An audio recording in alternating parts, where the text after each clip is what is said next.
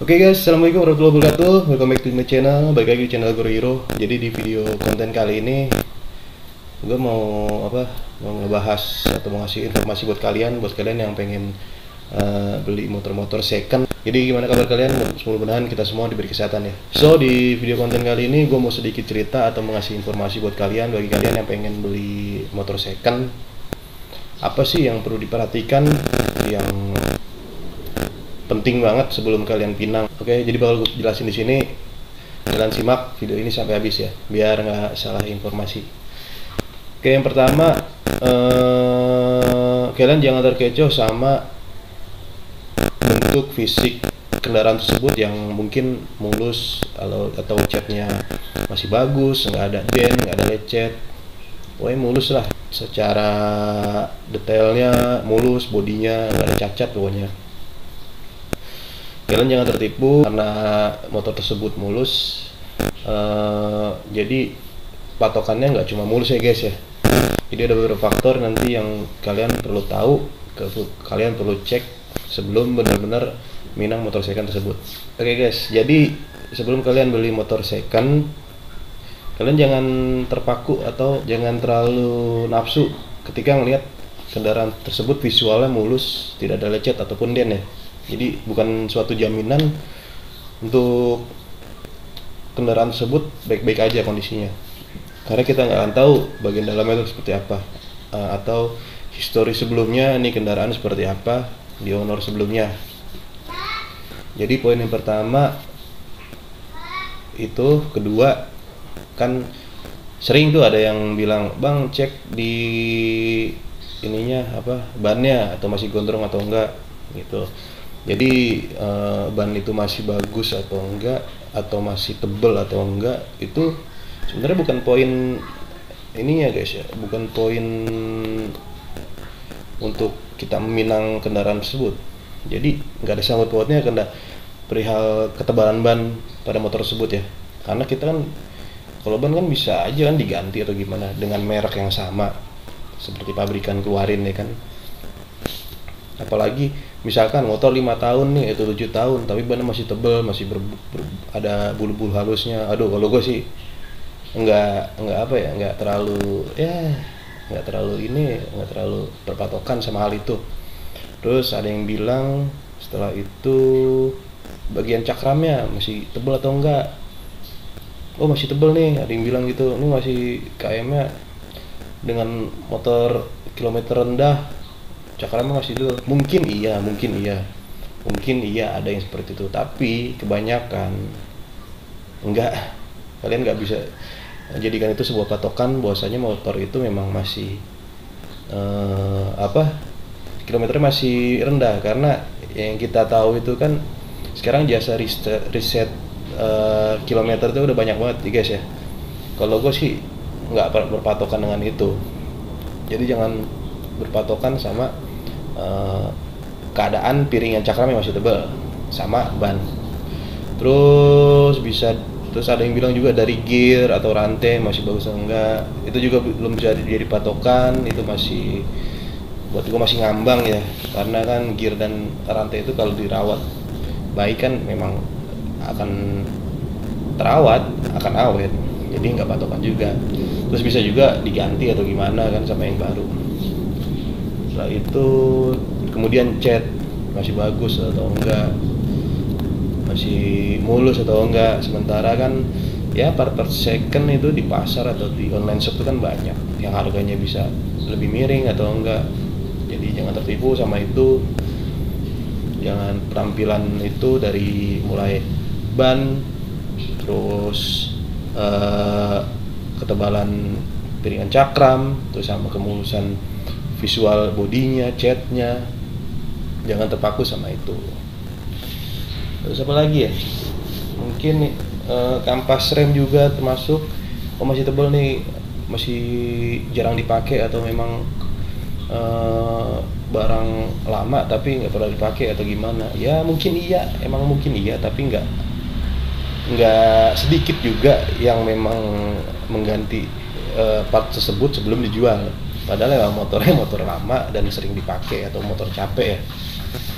So kalian jangan terpaku sama pernyataan-pernyataan yang tadi gue sebutin. Jadi gue punya beberapa poin yang menurut gue nggak bilang poin yang gue sebutin ini 100% benar atau enggak, karena kenyataan di lapangan itu nggak selalu berbanding lurus sama apa yang gue ucapin tadi. Kalau kita memang nggak paham kendaraan atau nggak paham otomotif ya gue saranin kalian kalau pengen beli kendaraan second, bawa orang yang paham, yang ngerti tentang mesin kendaraan tersebut ya. Jadi jangan sendiri kalau kalian awam, gue saranin aja, karena kita nggak pernah tahu penyakitnya kita apa yang diidap itu kendaraan ya kan. Jangan sampai ketika kalian beli kalian nggak tahu penyakitnya, ketika kalian pinang penyakitnya itu kambuh mulu. Jangan sampai kayak gitu, karena gue lihat di grup banyak sering yang curhat beli motor second terus penyakitan begini bla bla bla. Aduh jangan deh, karena itu tergiur sama kondisi mulus, cat masih bagus, ban masih gondrong. Jadi gue punya beberapa poin yang pengen gue share ke kalian. Mudah-mudahan ini bermanfaat buat kalian yang pengen minang kendaraan second. So apa aja? Oke, yang pertama yang perlu kalian cek ya, yang pertama bagian fisik dulu. Fisik kita lihat kaki-kakinya dulu ya, dari mulai pelek, shock, sasis. Oke, yang pertama kita lihat dulu pelek, atau ada yang penyok atau enggak, pecah atau enggak, bengkang atau enggak. Terus setelah bagus, oke, masuk di checklist, oke. Terus lanjut ke shock ya, shock depan ataupun shock belakang kalian cek atau ada kebocoran atau enggak. Jangan lupa dimain-mainin, ribbon masih enak atau enggak, masih bagus atau enggak, seperti itu. Terus lihat juga nih bagian shocknya, shock depan ya, itu bagian AC bengkok atau enggak, dicek. Ada dent bekas presan atau enggak, kalian perlu perhatikan juga itu. Terus sama bagian segitiga perlu perhatian juga. Lalu setelah itu kalian cek juga kesejajaran, kesamarataan sumbu roda depan dan sumbu roda belakang. Jadi antara sumbu roda depan dan sumbu roda belakang ini, ketika kalian lihat dari belakang motor tersebut itu sejajar. Jadi jangan ada yang belakang ke kanan atau ke kiri, atau depannya ke kiri atau depan kanan, karena mungkin kejadian tersebut bisa karena memang sasisnya bengkok atau segitiga depan atau shock depannya itu udah bengkok. Jadi jangan lupa dicek kesimetrisan sumbu roda depan dan roda belakang. Terus setelah itu kalian cek juga mesin dihidupkan. Jangan lupa dengar suara full pumpnya ya ketika di onin. Itu suara full pumpnya ada berapa bunyi suara yang keluar dari situ. Jadi kalian dengerin nih di bagian jok, kalian dengerin aja suaranya ada suara apa gitu. Pokoknya kalau suara full pumpnya cet banyak gitu, itu berarti sorry bukan full pump ya. Kalau suara throttle bodinya, TPS sensornya bunyi cet banyak dan sering gitu, cepet, pokoknya lebih dari 2 kali, itu bisa dikatakan TPS tersebut error ya guys ya. Jadi TPS tersebut error. Yang normal itu seperti apa sih? Yang normal itu ketika kalian kontak itu ada bunyinya cuma 2 kali atau 3 kali seingat gua. Jadi cek jadi 2 kali dia seperti itu. Jadi nggak akan bunyi sering atau banyak seperti yang gue bilang tadi, yang cet. Nah itu menandakan TPS-nya error, bacaannya bisa sensornya yang error atau bacaannya error, entah pernah disetting atau memang sudah rusak. Nah itu kalian perlu perhatikan juga suara tersebut. Lalu starter, hidupkan mesin. Nah dalam kondisi mesin dingin, kalian tetap perhatikan dari langsamnya, suara mesinnya, ada suara-suara kasar atau enggak yang terdengar di mesin tersebut. Kalian terus biarin hidup sampai kondisi mesin itu panas, sampai langsamnya itu idle turun. Setelah itu kalian tetap dengerin. Nah setelah nanti mesinnya panas kan idle turun tuh, yang tadi idle tinggi jadi turun. Nah itu kalian geber tipis, cuman secara bertahap, naik pelan-pelan diurut gitu sampai RPM tinggi. Nah lagi-lagi kalian harus perhatiin, dengar dengan teliti apakah ada suara metal bertabrakan atau metal berisik seperti itu. Pokoknya suaranya keras lah, seperti metal beradu. Kalian harus pastikan dari mulai RPM bawah, menengah sampai RPM tinggi atau RPM ke atas, kalian harus memastikan suaranya itu bagus lah, kondisi suara mesinnya bagus. Karena motor second pun bila terawat dengan baik, suara mesinnya atau keadaan mesinnya pun tetap bagus. Nah kalian harus pastikan dulu nggak ada kendala, ada suara aneh-aneh atau gimana. Setelah itu ketika udah oke, mesin nggak ada masalah, kalian cek bagian mesin, packingnya, ini bagian dalam fairing, kalian cek atau apa ada kebocoran kerembesan oli. Biasanya di head atas itu kan ada packing karetnya. Biasanya kalau motor lama itu packing karetnya getas ya guys ya, keras, jadi terjadi kebocoran oli di situ. Jadi kalian harus pastikan seperti itu. Itu minus buat nego-nego, bisa minus itu ya, karena bisa kita harus ganti juga packing karet tersebut, karena kalau nggak diganti ya bakal terus rembes olinya gitu. Nanti bagian mesin atas itu kotor karena kena debu, belum lagi oli pasti bakal berkurang ya guys ya.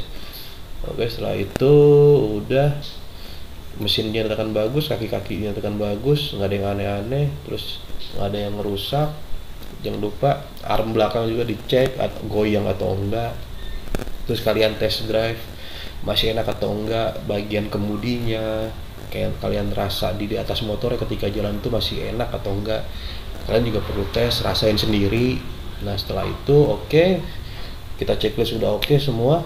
Nah setelah itu kalian lihat nih kendaraan kalian, standar samping, standar 1, kalian lihat nih dari samping apakah roda depan itu terlalu mepet sama fairing atau ada space, karena kondisi kendaraan yang normal tidak pernah mengalami crash atau tabrakan. Itu antara roda depan ya, bagian belakang itu dengan undercowl itu ada space-nya cukup jauh. Kalian perlu perhatikan ini, karena banyak banget owner baru yang minang kendaraan second nggak tahu perihal ini. Padahal bisa jadi atau kemungkinan kendaraan tersebut pernah mengalami tabrakan atau crash, nabrak, apalah seperti itu, yang mengakibatkan entah itu asoknya bengkok ataupun segitiga bagian bawahnya itu bengkok karena menghantam benda dengan kecepatan yang tidak pelan. Kalian perlu perhatikan itu, pastikan jarak ban bagian roda depan yang berdekatan dengan undercowl itu punya space yang cukup jauh. Kalian harus cek itu juga, jangan lupa, karena kebanyakan owner yang beli motor second mereka terlalu terpanah sama keadaan bodi mulus langsung bayar di tempat. Jangan terlalu nafsu, kalian harus cek yang tadi gue bilang, gue sebutin, jangan sampai terkecoh sama keadaan bodi yang mulus, cat yang masih bagus. Oke, setelah dicek itu normal, walaupun ada beberapa titik cat yang lecet ataupun body yang lecet. Kalau menurut gue pribadi, kalian beli motor second nggak masalah sementara, yang penting itu tidak retak atau pecah ya bodinya, atau tidak penyok, itu nggak masalah. Lecet standar ya, mungkin pemakaian wajar lah, namanya motor second ya kan. Kalian mau beli yang mulus memang ada, cuma kan harganya bakal lebih beda lagi ya. Kalau kalian beli sendiri, nyari sendiri ya pasti kalian dapat atau dihadapkan dengan kondisi seperti itu. Tapi kalau kalian memang benar-benar mulus, kalian bisa beli di showroom motor second. Kemungkinan ada yang benar mulus 100% atau ada yang lecet-lecet sedikit. Tapi yang sering gua lihat ataupun yang pernah gue alami, gue cari motor second itu jarang yang keadaannya memang mulus. Gue bakal ngasih tanda tanya besar ketika gue nemu unit yang dalam keadaan cat mulus, itu gue bakal tanda besar, ini kendaraan ini dipakai atau enggak. Sementara keluaran lama, sekitar 8 atau 10 tahun yang lalu, oke, tapi kilometernya rendah. Oke, itu gua nggak bisa ngasih statement oh ini bagus mau jangan dipakai, karena gua nggak tahu. Oke, jadi informasi yang bisa gue kasih tahu seperti itu. Mudah-mudahan informasi ini bermanfaat buat kalian. Bila mana informasi ini bermanfaat, kalian jangan lupa share ke teman-teman kalian yang lagi nyari kendaraan second, atau kalian bisa ngasih tahu ke mereka setelah kalian melihat video ini. Jangan lupa like, comment, dan subscribe agar gue lebih semangat lagi bikin video-video terbaru. Mungkin ya video-video apalah yang mungkin bermanfaat atau informatif buat kalian, bakal gue buatin insyaallah. Jadi tetap support channel gue dengan cara like, comment, subscribe. Oke, terima kasih buat kalian yang masih nonton, pantengin channel gue. Thank you for watching. See you, goodbye.